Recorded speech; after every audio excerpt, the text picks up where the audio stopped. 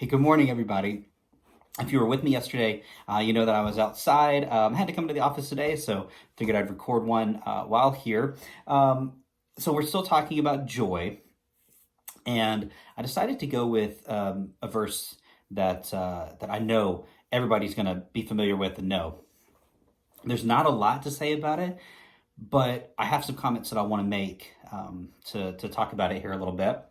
And it's from Psalm 118 and verse 24. Some of you are thinking, oh, I know that one. I have that one memorized. That's great. Good for you. I'm excited that you know it and that you are probably excited to hear it read and then to talk about it a little bit. So Psalm 118:24 says this, the word of the Lord. This is the day the Lord has made. We will rejoice and be glad in it. And there are a couple things I want to talk about. First is how that verse starts out. And as I've said before, lifting a verse out of context is always a little bit problematic, but thankfully a verse like this, we can kind of lift it out and take something from it without needing to put it in its larger context necessarily. The first thing to notice there, of course, is the admission, the recognition that the Lord is the one who makes our days. I think it's easy to forget that sometimes. We get so used to the cycle of life, right? The day in, day out. The sun's just gonna rise. We know that's gonna happen. The moon's gonna have its phases where it waxes and wanes. We know that's going to happen. The seasons are gonna come and go. We know that's going to happen. Yet each day is made by the Lord. I think that's a really important admission for us to make. I think it's a really important way to frame our minds on a daily basis, to put the context back on God, and not just on this is how the world works. Yes, that's true. That's not an untrue statement to make that. But God has his hand. God is instrumental, is integral in the comings and goings of the world.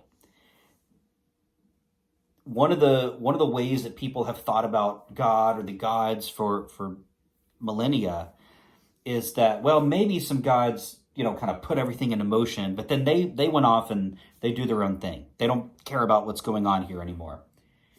The author of this psalm doesn't believe that at all. God is integral and necessary to the day in and day out workings of this world and of our lives. And I think that's a really, really important lesson to take away from this verse. This is the day the Lord has made. And then we will rejoice and be glad in it. A couple of comments here real quick. There are some days that it's difficult to find anything to be joyful about. I know that. You know that. We've all experienced that multiple days, some multiple days in a row, sometimes. Yet it's very, very important that each of us attempt to find something from that day to rejoice about. And so here's what I want to do. I want to lay a little challenge before you. One of the best things that we can do on a daily basis is to reflect on how our day went.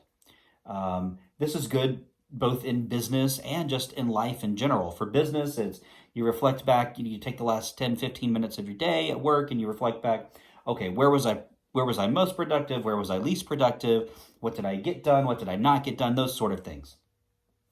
But for us as Christians, to me, a really important question that we need to ask at the end of our day, and maybe you do this as your head is hitting the pillow before you conk out for the night. What should I rejoice about today? And just find one thing. We're so bombarded with negativity.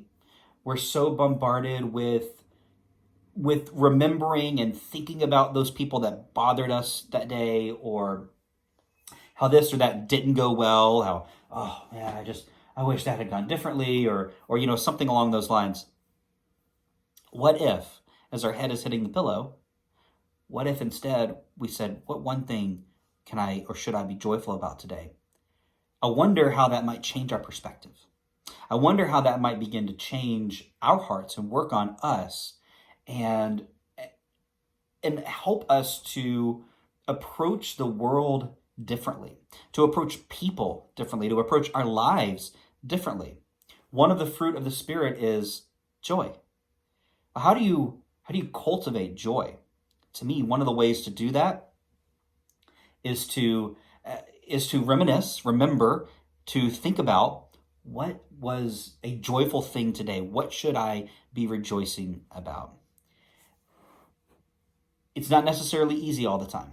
You're going to have days where you might lie there for a good 5-10 minutes, racking your brain trying to think, what should I be joyful about from today? But I believe it's a worthy endeavor.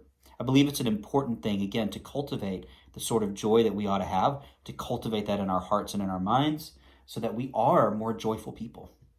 And so that we recognize the joy even in the midst of difficulty and hardship. So that's what I want to leave you with today. Today is the day the Lord has made. Find something to be joyful about in it.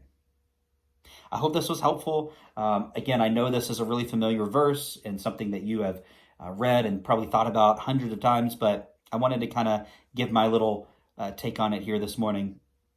I'll be back next week to continue our look at joy. After next week, I might pick up on a different topic. Really haven't 100% decided yet, but next week we'll stick with joy and see where we go from there. Also, here in a couple days on Sunday, we'll have the sermon up online. So please watch that if you're interested. Find out, I'm going to talk about 1 Corinthians 15, about resurrection. Find out what I'm going to have to say there. I look forward to seeing you all very soon. Take care, stay well, and reach out if you need anything. Have a great rest of your week and weekend.